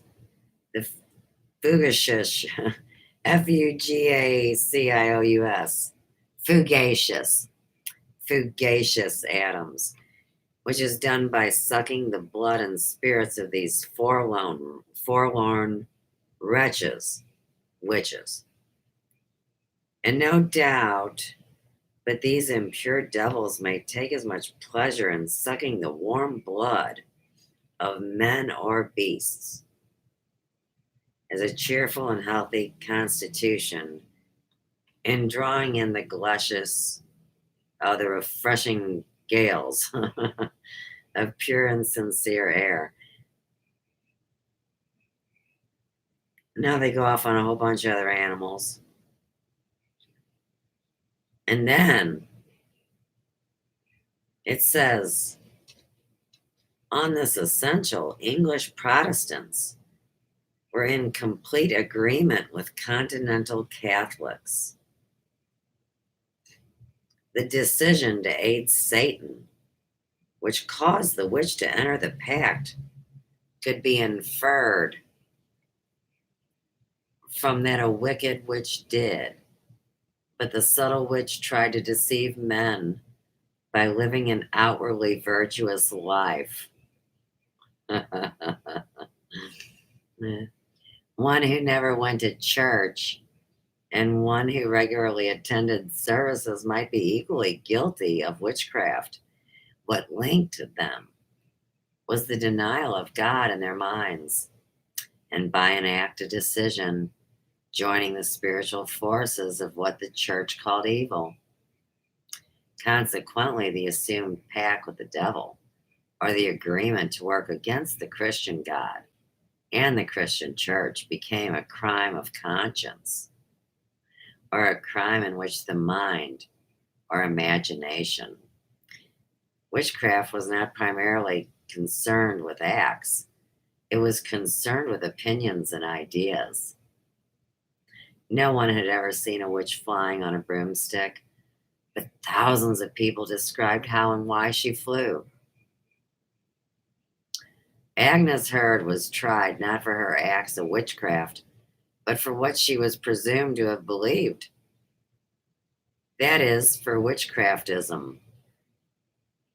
In practice in England, unlike France or Germany, a witch was generally accused of some evil act. Practice implied theory, but the English theorists were unanimous that allegiance to the devil determined a witch. This intangible pact, not the tangible maleficia, constituted the offense. The noted Protestant preacher George Gifford summed up, "A witch by the word of God ought to die the death, not because she killed men, for that she cannot, unless it be those witches which kill by poison, which either they receive from the devil or he teacheth them to make, but because she dealeth with devils." By this reasoning, the white witch,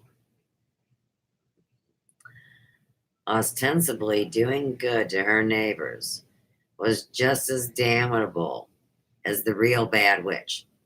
One of the most celebrated Protestant theologians, William Perkins, in his own day, reckoned second only to Calvin, wrote, "In like manner, though the witch, in many respects profitable, and did not hurt but procured much good, yet because he hath renounced God his king and governor, and has bound himself by other laws to the church, to the service of the enemies of God and his church, death in his portion judgely assigned him by God, he may not live."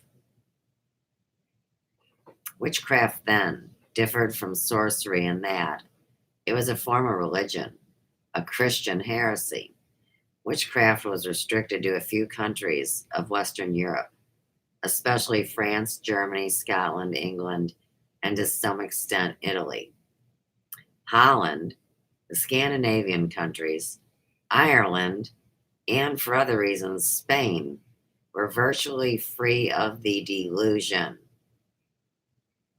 Witchcraft was limited in time too, say the period, from 1484, the date of Pope Innocent's bull, which opened the floodgates of witch persecution, to 1692, the trials at Salem, plus an introductory and concluding period of about 50 years on either side, witchcraft was remorselessly attacked by both civil and church authorities. It resulted in tens of thousands of people being legally murdered. Contrariwise, sorcery is universal.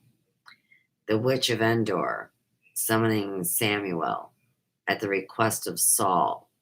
Medea bewitching the dragon to let Jason fetch the golden fleece, are examples of sorcery. Sorcery extends from Europe to Africa to the West Indies to China, is not limited to any special period of time, has nothing to do with Christianity, and in fact existed before it, is seldom persecuted by the authorities, and never results in mass slaughter. Sorcery has persisted as an effort to control natural forces, for good or evil, and has developed whenever a certain stage of culture was reached. Witchcraft was a part of religion, sorcery, part of folklore. The definition of witchcraft, considered from the religious view as a crime of the mind, the imagination, or motives, is not arbitrary. The word had no other meaning at the time when witchcraft dominated men's thinking, living and dying. To every theologian, judge, lawyer, professor, administrator, Catholic and Protestant, witchcraft meant just this. The jurist, Jean Bodin, in 1580, gave his legal definition of a witch as one who knows God's law, tries to bring some act through an agreement with the devil.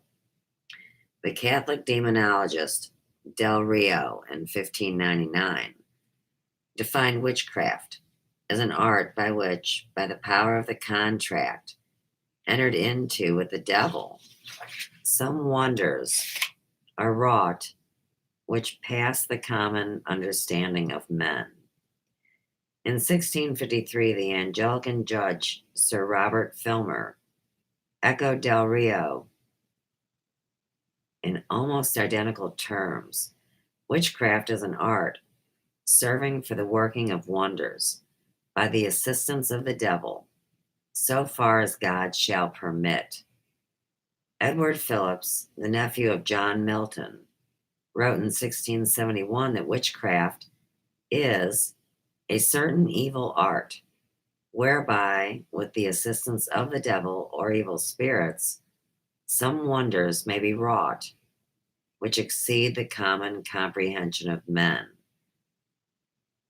Cotton Mather placed the American colonies on record.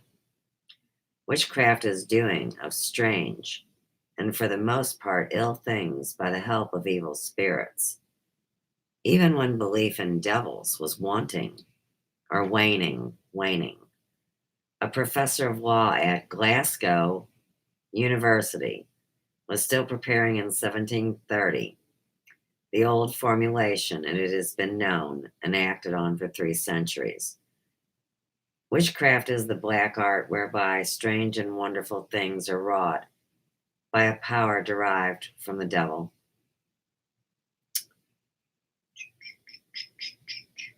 By 1736, witchcraft was removed from the list of felonies in England. Traffic with the devil had become a superstition for which any fortune teller could be prosecuted. But the word continued current to describe what had formerly been the trappings of witchcraft, the petty irritations and mishaps of life, the maleficia. Well, there's our definition for that word. Irritations and mishaps of life, for which a rational explanation was hard to come by. The things disappeared and the word continued.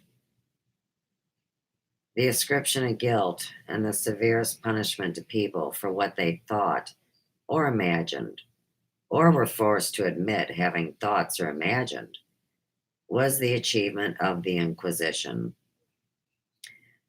The function of the Inquisition was to change the opinion of anyone who thought differently from what the church told him.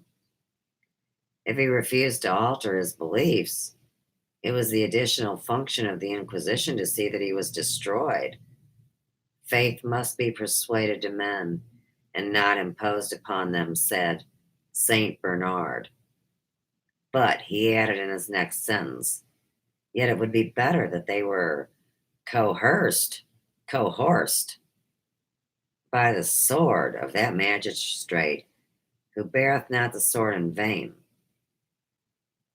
than they should be suffered to bring many others into their own error.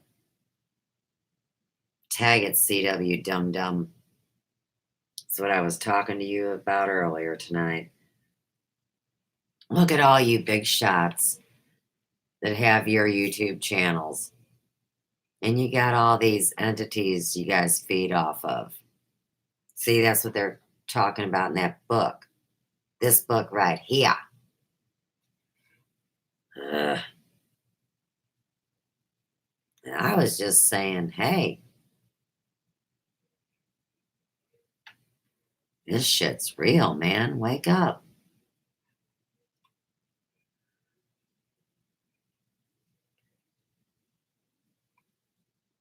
Yeah, intolerance began in the 12th century and was promoted by both church and state. The state and the persons of the court of Toulouse before 1194. We go into the King of Aragon, 1197. Emperor Frederick II, 1224. The church kept pace. Pope Lucius III in 1184, exactly 300 years before Pope Innocent VIII, had created an episcopal inquisition for a triannual inquiry, an inquisitio. Intro heresy. In 1199, Pope Innocent III expanded the prohibitions against heresy and encouraged their enforcement by permitting confiscation of a heretic's possessions. His instructions later became part of the canon law of the church. By a decree excommunicamus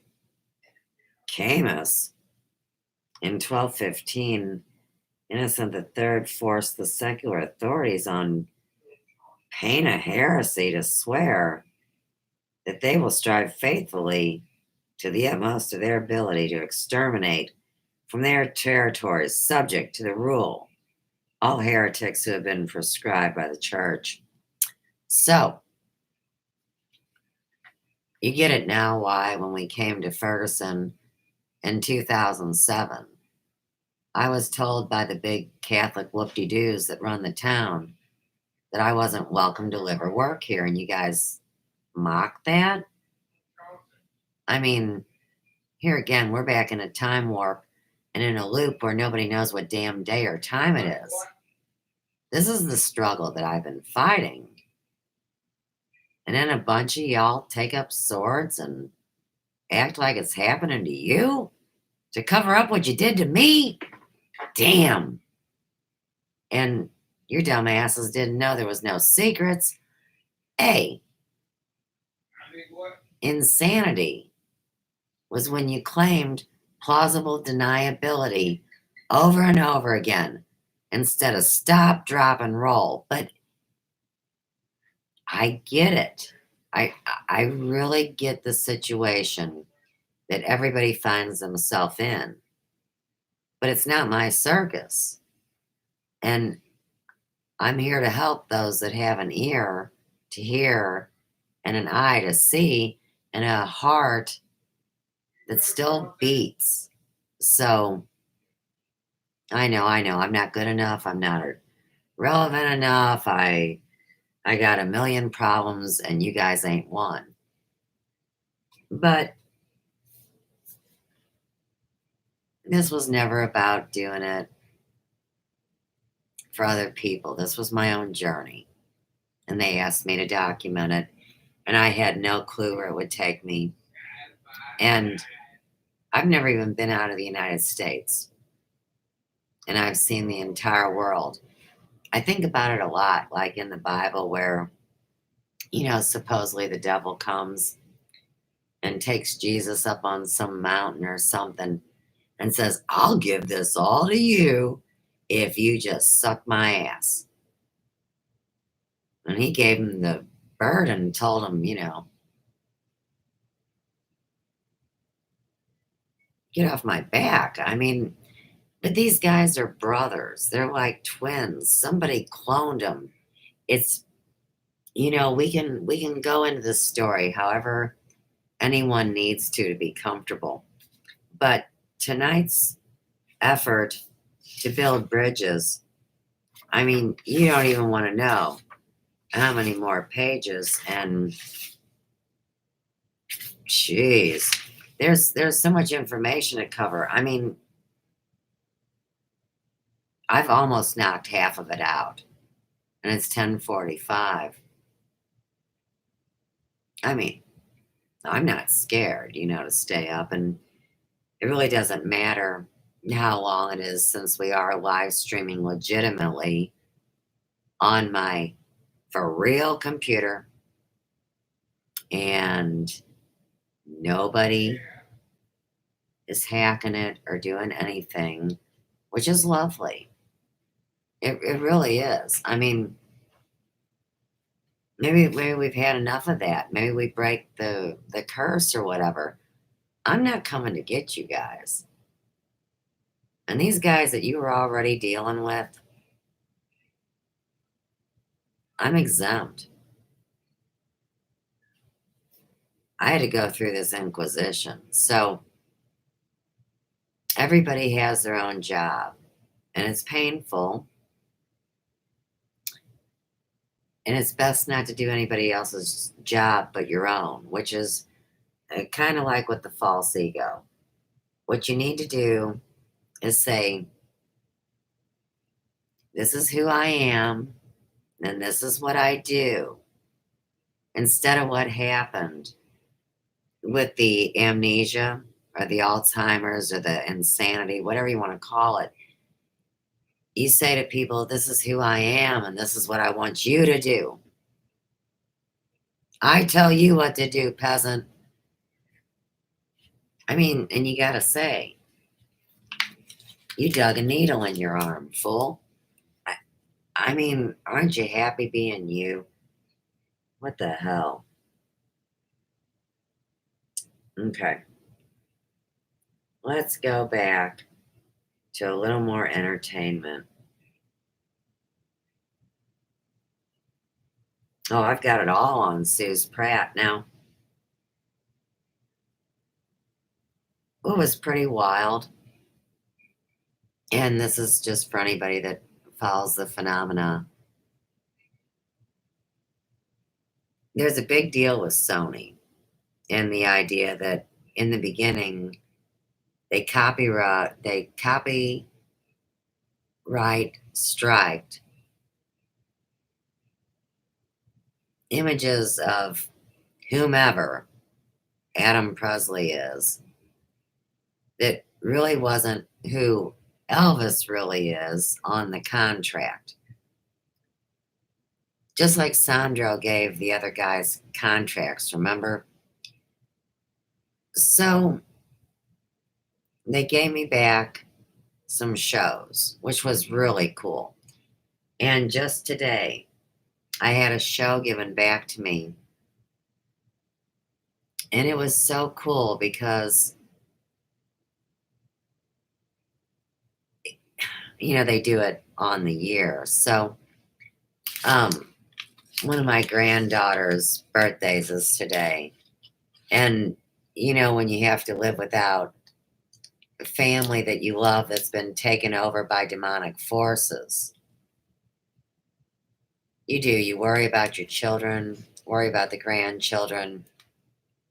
And I call her Bobo. Her real name is Chloe. And it's her birthday today.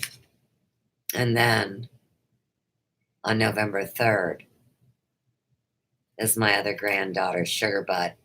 We called her, but her real name was named after my grandmother. So just because you don't get to see people in your family doesn't mean that you can't connect with them. And since there's so many judges and Sadducees on YouTube, if you had a choice to where you would say, I'll never breathe a word of this terrible story, even though the person, the child, has a mental injury from being lied to and deceived to. Or I could leave the record, and when she comes of age, she could judge for herself. And I think that every one of you would do that. Now, if we really want to get to the heat of the subject, we have so many dysfunctional families, don't we? And the way all this hoopla happened was you didn't talk about what was going on in your family, whether you were getting beaten or raped or shit on. Whatever it was, you don't tell because it's family. You stay silent. And so, of course, it goes through the generations. Now, in my own world, I wanted to know the stories that I was not told. Okay. So allegedly the stories are so hard I won't be able to deal with it. And isn't that amazing? That they were all part of a mind control program. These were experiments done specifically that were age appropriate that I experienced. And, you can mock it and laugh and make stories and call witch and do all sorts of games. But here again, I've been to the crossroads, whatever. I've seen the exit points. I've seen the realms. Now, to be afraid of that when everybody wants to know and they scream disclosure, now you get what's really going on. They don't want y'all empowered. And in the meantime, there's been a lot of people prostituting all of this and making money off of it. And they're being caught now. And they talk about it in these stupid live chats.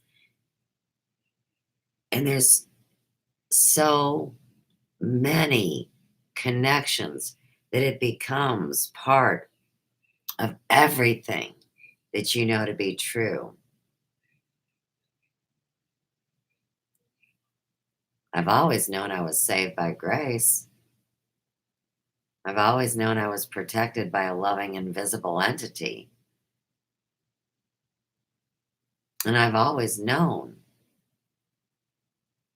that I would do this work as much as I tried to avoid it, believe me. But the difference between me and other folk is that other people tend to cry after they've wasted their time. And they're in front of the guy with the pitchfork and the guy on the cloud. I didn't think I'd have as much time as I've had. But then when you find out the real story behind that, you go, oh, I get it. Okay. So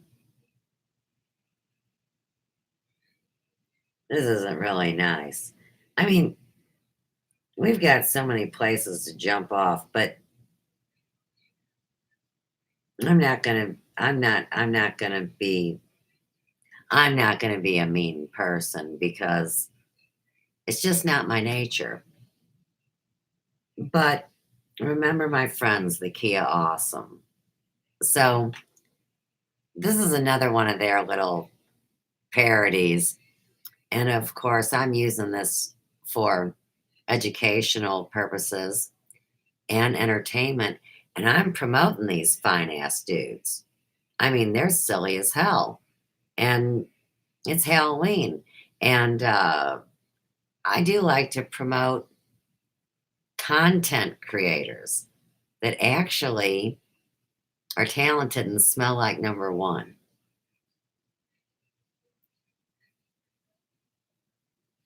To me. I'm a little emotional. I don't like crying, and especially in front of people. I don't want to cry on TV. Oh my god. Hey y'all, this is the random dance. That's for the nation. This dance ain't for everybody. Just the See, watch. I want to open it up. Oh, I see now. Everybody's talking about fat asses and crying. When your face looks like a ham and you get punched by real I am. Do the cry, baby. You do the cry, baby. When you say you're on the trail, but you're really getting tail. Do the cry, baby. You do the cry, baby. When those mother truckers won't leave Britney Spears alone. Do the cry, baby. Leave Britney alone. It's always beneficial to cry. It's okay. You're in the public eye. It's my quarterback. It's so fun to watch celebrities suffer. So baby, turn on the cameras and love us. When the ASPCA won't let you give your dogs away, and I feel totally responsible for them. Cry, baby. When you're thanking the Lord for some meaningless award, do the cry, baby. Break it down. I'm sorry. I just love my country. I just don't want to see us fall backwards. True measure of a man is how you handle victory and also defeat. I remember the videos when I hit 30,000 subscribers and sitting here and I was just like so emotional. You're supposed to be nice and I have really bad bug bites. I like writing about other people's drama. I don't want drama in my own life. All right now, ladies. It's time for me to show you how to do the cry baby dance. And don't make me call the ambulance. Your hands on your hips, stick out your bottom lip. Rub your eyes on your feet, turn and repeat. Put your hands on your hips, stick out your bottom lip. Rub your eyes and your feet, turn and repeat. Now show your tears to the camera so everyone can see just how hot it is to be a rich celebrity. You must know Tragic Trish. My manager.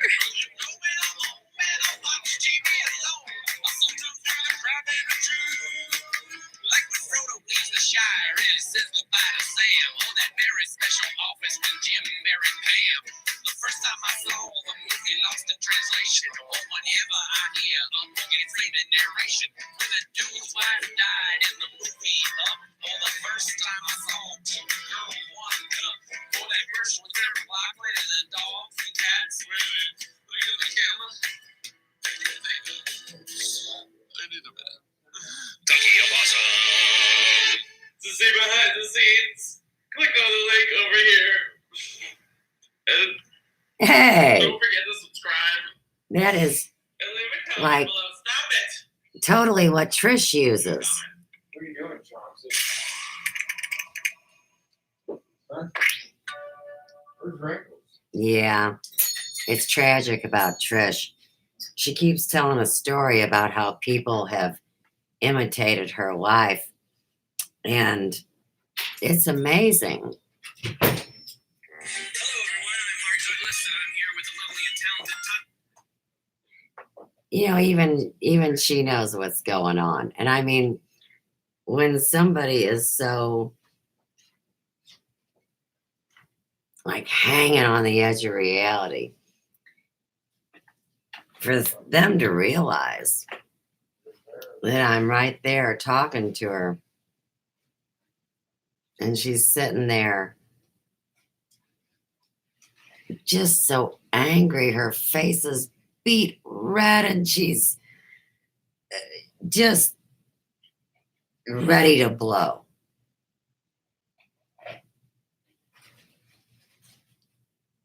She came for me first. See, these people didn't know who they came for. And I guess when you play a trick on somebody and you set a trap, maybe that's the lesson to take from it, is that you don't know what's in the trap.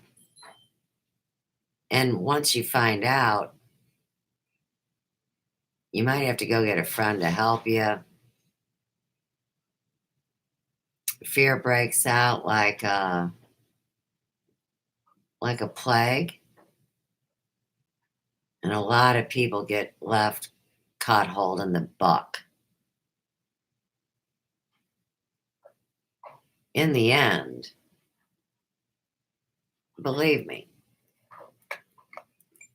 it's obvious that everybody knows what's going on. And I'm the farthest thing away from what everybody said, and it should be forgotten, sure. But there's been a trail of fraud and theft, and identity theft,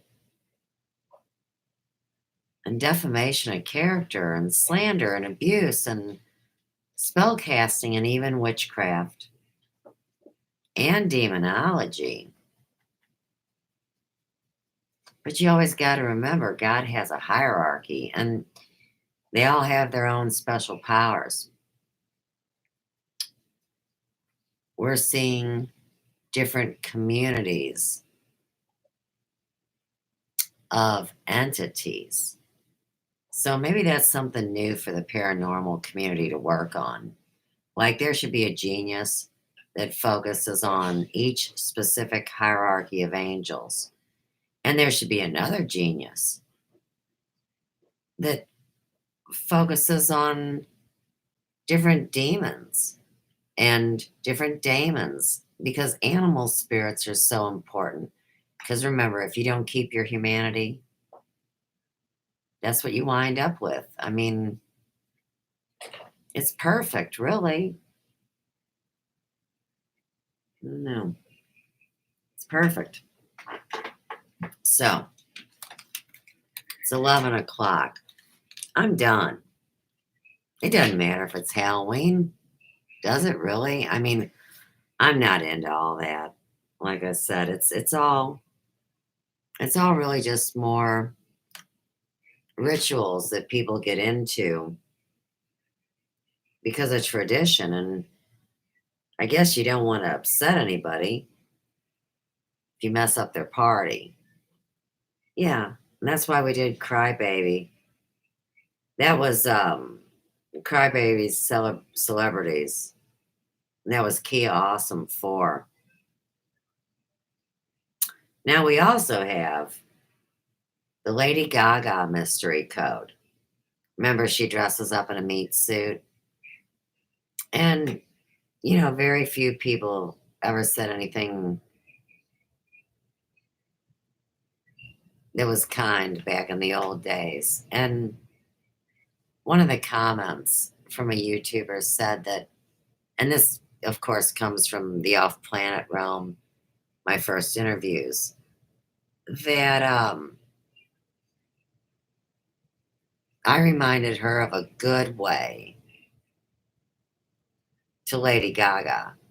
I don't look a damn thing like Lady Gaga. I'm not built like her. I don't sing like her. I mean, we have zero that anybody sensible would have us in common, but you see these big eyes. And not that I have big eyes, but when I, you know, do my little thing with my eyes, which is very natural, with Sandro, And the Elvi imply is that they knew me from my eyes and my voice. So these are all little things that, like I said, I work through for my own edification and for your entertainment.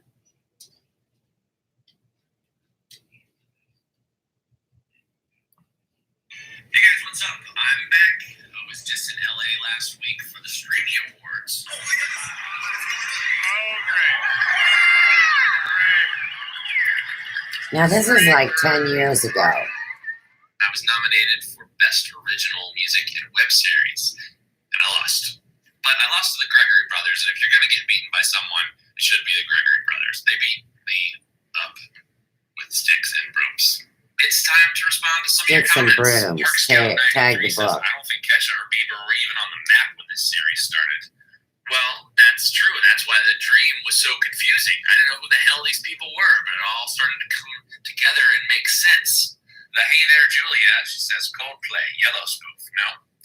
I probably won't be doing that anytime soon, but I do have a little Dave Matthews Coldplay John Mayer mashup I'd like to perform for you right now. Your body is a little baby, and it was all yellow. Nobody said it was easy to crash into your daughters. Hang up your skirt a little more and show me all my friends, you little baby, because it was all yellow. Cool Cat Ratch 1999 says, hey Mark, how many people are involved in work in Barely Political / The Key of Awesome? Who writes the songs for the videos? So Yeah, I write all Mark. the songs, and what I'll do is I'll produce a demo of the song, and then I hand it over to Jake, my musical producer, who he produces it. Sometimes I would say he overproduces it, and I kind of like the rough demos that I make a little bit better.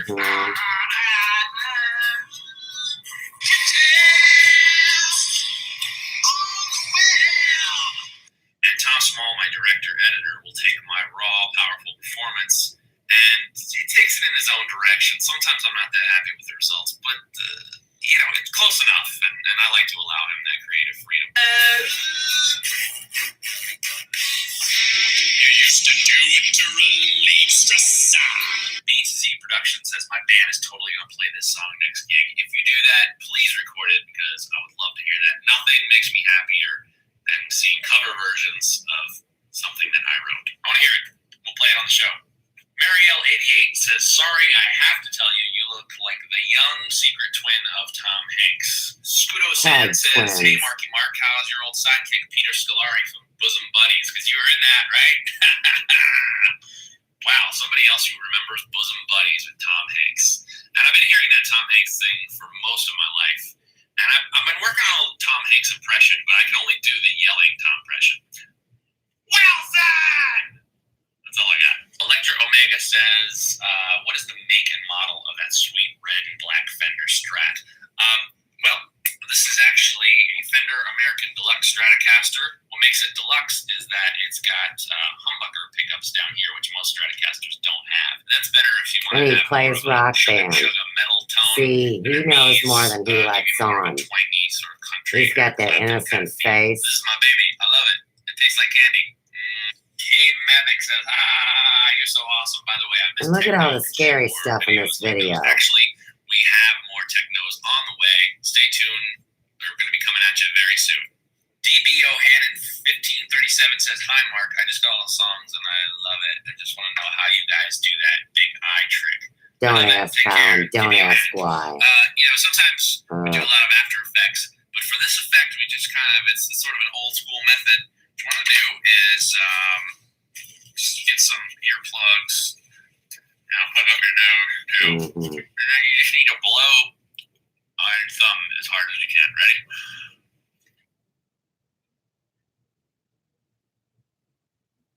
Lala Rockstar 2 says, Mark, what was you like when you were young?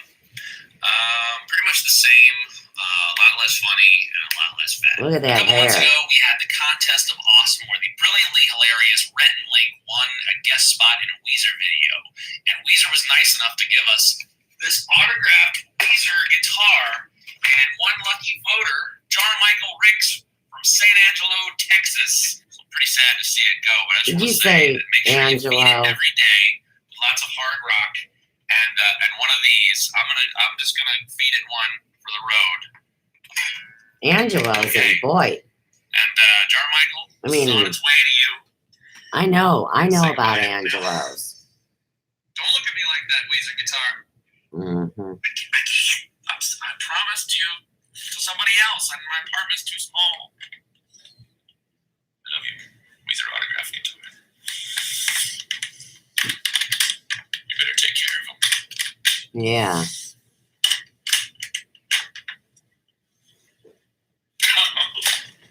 Voicemail time. My name is Corey. I'm from Delphus, Ohio.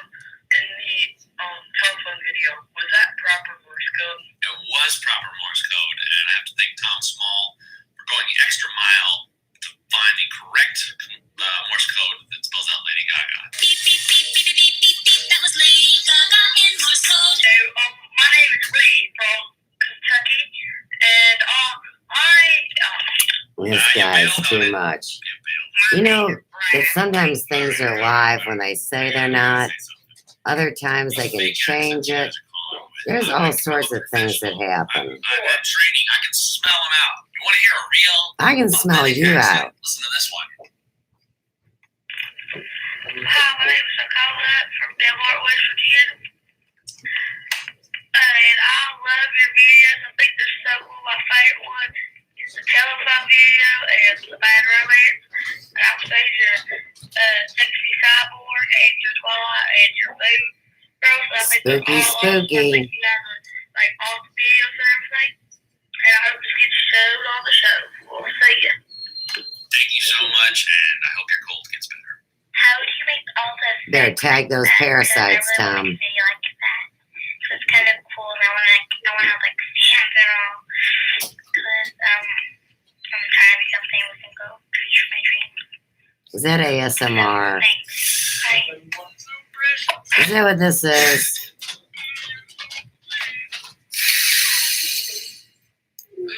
Is ASMR left or right? I don't know how to do these things. That's Tom. All right, guys, there's one more comment here. That's one of my favorites. Who are those guys on the table? Hey, if you'd like to own the Adam Lambert parody, the telephone parody, or the Kesha parody, go right over here. If you like the rest of the songs from the Key of Awesome, go to iTunes and buy the Key of Awesome Volume 1. You can buy my album on iTunes. And there you have it. Shooting an album cover, right? Yeah, for the Key of Awesome Mhm. Volume 2.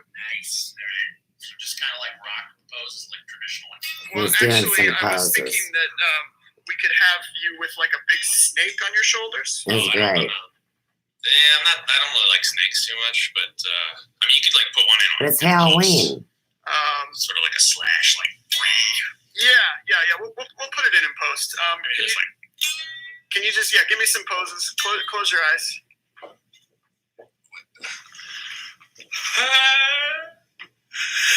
Is this like fake? No, it's It's squeezing me. give me some. Where's his head going? Give me some His head's poses. going somewhere I don't want it to go. Now give me some poses. Rock and roll. Where? Rock and roll. The Key of Awesome. Yeah.